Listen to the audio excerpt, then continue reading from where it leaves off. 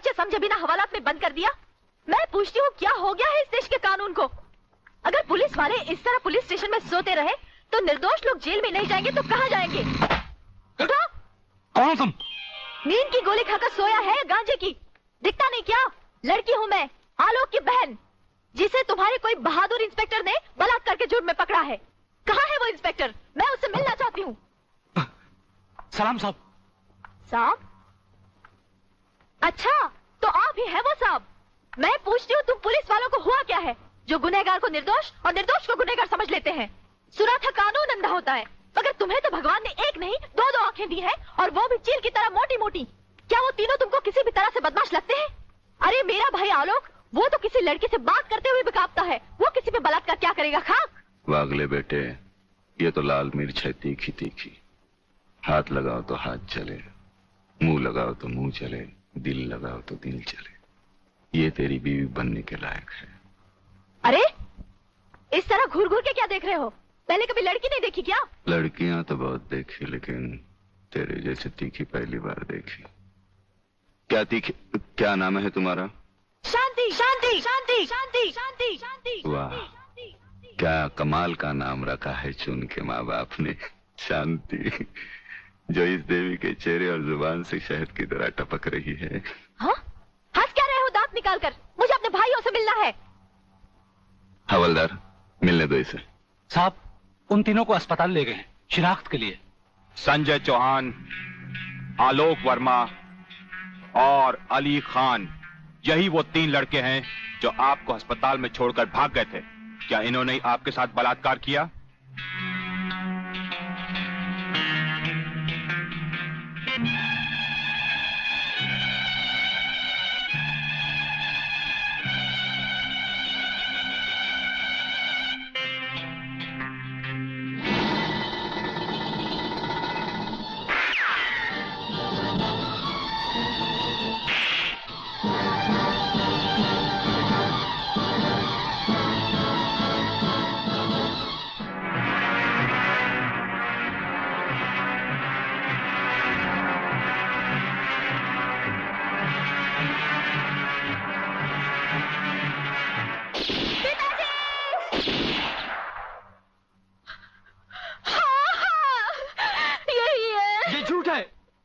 ये सरासर झूठ है। हमने कोई बलात्कार नहीं किया। सच कह रहा है मेरा बेटा। इंस्पेक्टर साहब, ये झूठी है ये। तुम लड़की नहीं, लड़की के नाम पर एक कलंक हो। अरे जरा इन मासूम चेहरों को देखो जिन पर तुमने मौत की स्याही पोत दी है। इनकी सहमी हुई आंखों को देखो जिनमें तुमने मौत की दहशत भर दी है। और फिर मेरी आंखों में आंखें डालकर देखो, क्या इन्होंने तुम्हारे साथ बलात्कार किया था? इंस्पेक्टर, कौन है ये औरत? इसे बाहर ले जाओ। हवलदार, पकड़ लो इसको। खबरदार, अगर किसी ने भाभी को हाथ लगाया तो।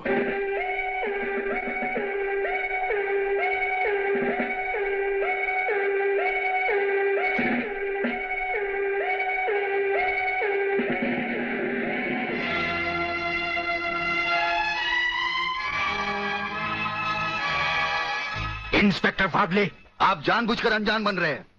आप अच्छी तरह जानते हैं कि ये डीआईजी रुद्र प्रताप चौहान की पत्नी है। याद है डीआईजी रुद्र प्रताप चौहान, जिनके अंतिम संस्कार पर आपने लंबा चौड़ा भाषण झाड़ दिया था, जो आज भी हम पुलिस डिपार्टमेंट के लिए आदर्श है, उनकी पत्नी है। तो ये भी किसी मामूली आदमी की बेटी नहीं है। ये इस राज्य के मंत्री जीवन लाल टंडेल की बेटी है। और जानते हो इन तीनों ने इसके साथ क्या नर्क किया है? कुछ नहीं किया। ये किसी की साजिश है जिसमें इन तीनों को फंसाया जा रहा है। लेकिन मैं भी दूध का दूध और पानी का पानी करके रहूंगा।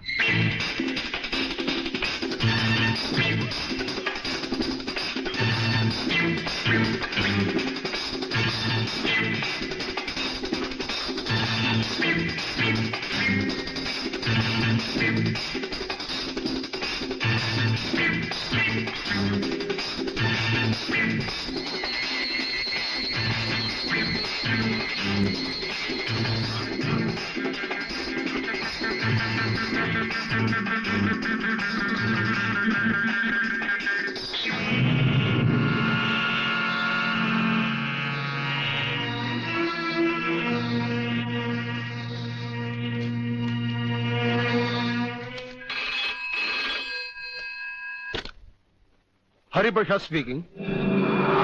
जज साहब, मैं प्रलयनाथ गुंडा स्वामी बोल रहा हूं। Your honour, dancer miss Anita Chaudhary की लाश का समुद्र के उसी किनारे से मिलना और उसी जगह से राधा टंडेल के कपड़े और सैंडलों का मिलना, इंस्पेक्टर वागले को मिली हुई गोली और अनीता चौधरी के पेट से निकली हुई गोलियों का एक ही रिवॉल्वर से चला होना और उस रिवॉल्वर पर किसी और की उंगलियों के निशान होना, यह साबित करता है कि इस केस में किसी और का भी हाथ हो सकता है। इसलिए जब तक ये बातें खुलकर अदालत के सामने नहीं आती, मैं अदालत से दरख्वास्त करूंगा कि इन तीनों की जमानत मंजूर कर ली जाए। योर ऑनर, मेरे फाजिल दोस्त ने बड़ी आसानी के साथ कह दिया कि इस केस में किसी और का हाथ भी हो सकता है, लेकिन ये बात कहते हुए मेरे फाजिल दोस्त भूल गए कि अनीता चौधरी की लाश के पास संजय चौहान का पर्स भी मिला है। Your honour, miss Radha Tandel जिनके साथ बलात्कार हुआ, उन्होंने अस्पताल में पुलिस इंस्पेक्टर के सामने इन तीनों की शनाख्त की है। योर ऑनर, इसके अलावा डॉक्टर गुप्ता की रिपोर्ट मौजूद है। इन तमाम बातों से जाहिर है योर ऑनर कि रेप और मर्डर इन्हीं तीनों ने एक साथ मिलकर किया है। लिहाजा मेरी कोर्ट से गुजारिश है कि इनकी जमानत किसी भी कीमत पर मंजूर नहीं की जाए। सरकारी वकील की दलीलों को मद्देनजर रखते हुए यह अदालत संजय चौहान, आलोक वर्मा और अली खान की जमानत नामंजूर करती है और इन्हें पुलिस की हिरासत में रखने का हुक्म देती है।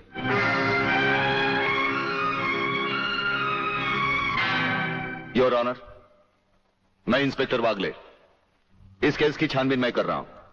अदालत से इस केस के बारे में कुछ कहने की इजाजत चाहता हूं। इजाजत है। Thank you sir.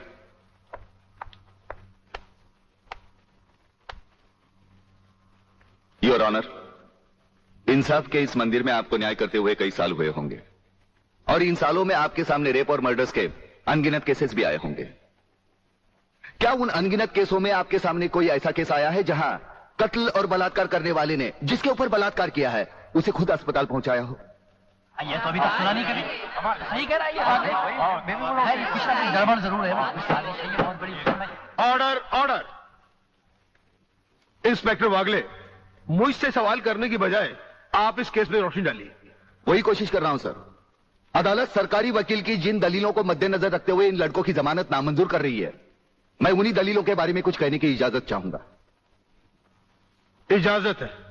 सरकारी वकील का कहना यह है कि अनीता चौधरी की लाश के पास संजय चौहान का पर्स मिला।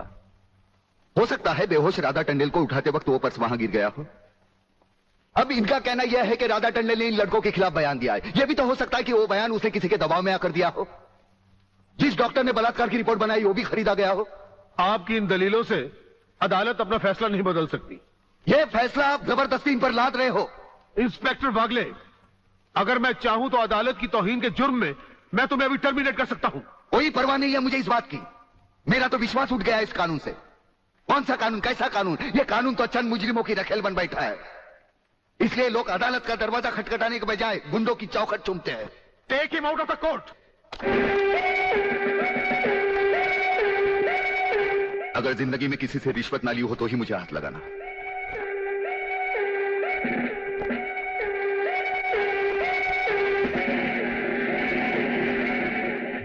इन्हें गिने भुक्कड़ लोगों की वजह से अदालत शतरंज की बिसात बन गई है, जहां कोई भी आकर कानून से खेल सकता है। लेकिन इन खिलाड़ियों को अगर मैंने सच्चा कानून नहीं सिखाया तो मेरा नाम भी शिवाजी राव वागले नहीं।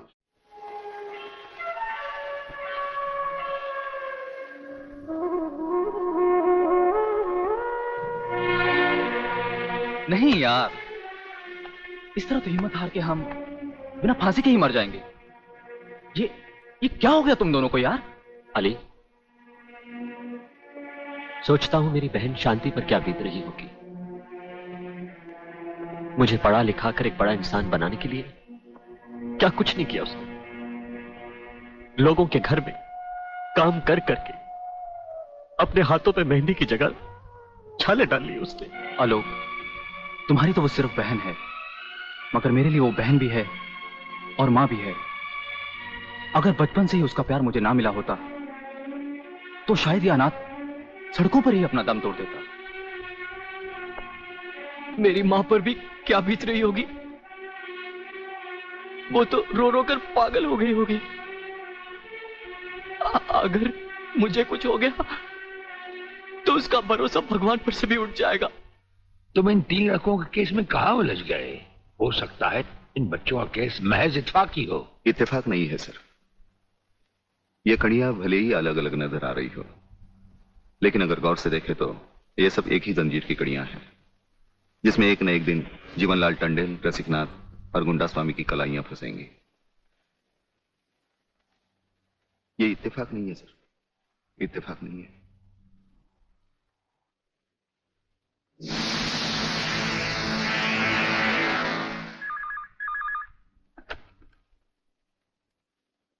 हेलो सर, मैं तुम्हारी आवाज अच्छी तरह पहचानता हूं जेलर।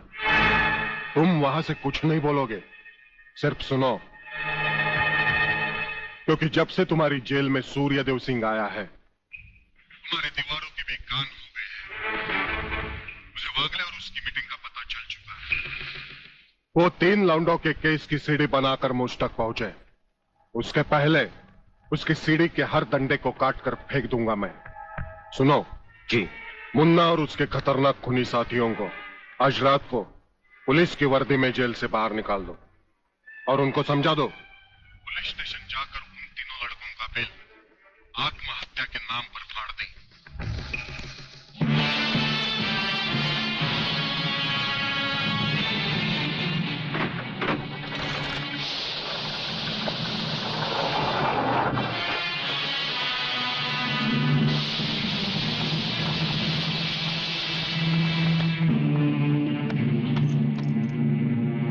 टेलीफोन का वायर काट दो, अब इसे बांध दो।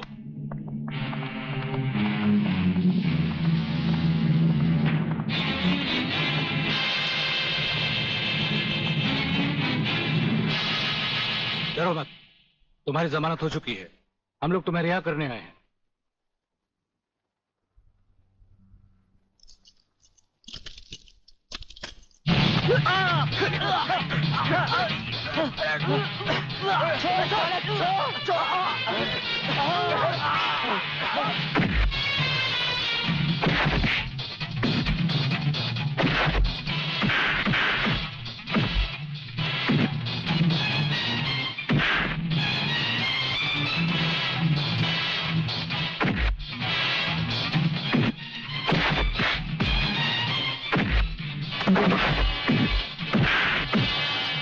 छोड़ना मत संजू।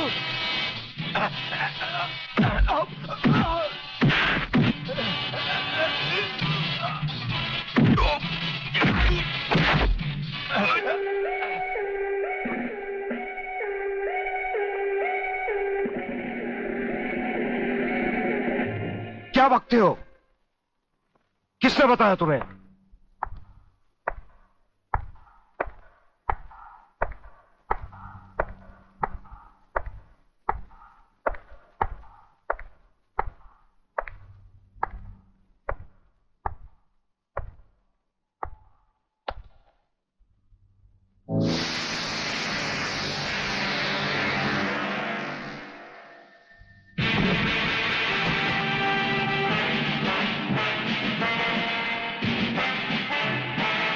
कुछ ही देर पहले तुम जेल की कोठरी में बंद थे, फिर वहां से निकले कैसे?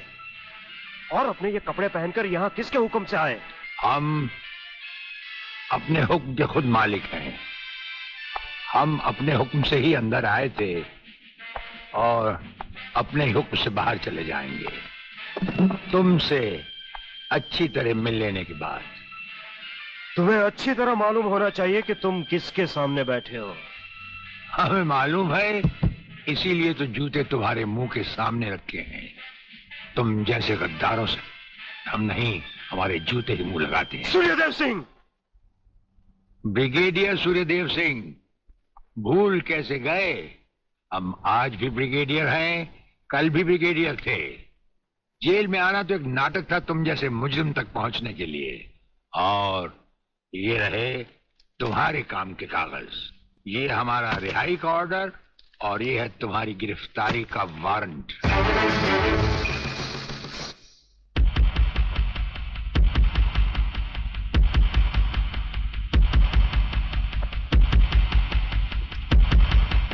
याद करो वो दिन जब तुमने ये वर्दी पहनने से पहले एक कसम खाई थी। याद करो।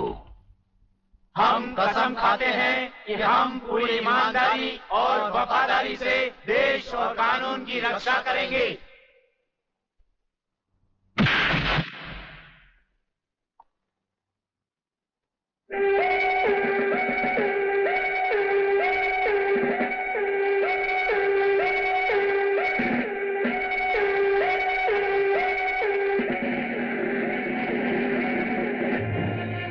इन नंगों की बारात में ये वर्दी वाला दूल्हा नहीं जाएगा वागले। इसके भी कपड़े उतार डालो।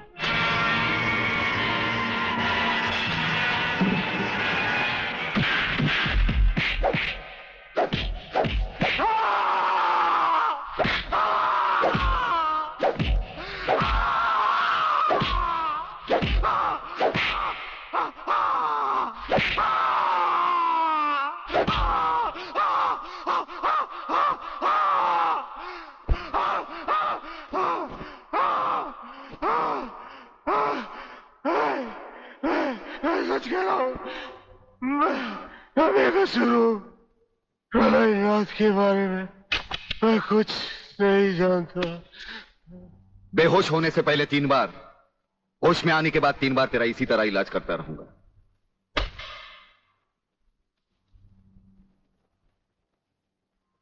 साथियों, तुम लोगों को शायद यह मालूम नहीं, ये प्राइवेट और इमरजेंसी मीटिंग मैंने क्यों बुलवाई। इसलिए कि सूर्यदेव सिंह जेल से छूट चुका है और अब वो खतरा बनकर हम सबके सर पर मंडरा रहा है। मगर 1 साल से पहले वो छूट कैसे गया? उसका जेल जाना एक नाटक था कादर। उसने जेलर और हमारे 4 खूंखार कातिलों को गिरफ्तार करके किसी ऐसी जगह छुपा दिया है कि जिसके बारे में पुलिस डिपार्टमेंट को तो क्या, मुझे भी मालूम नहीं। जीवनलाल, मेरे 4-5 आदमियों को गिरफ्तार करके अगर वो मुझ तक पहुंचने का ख्वाब देख रहा है तो उसका ये ख्वाब मैं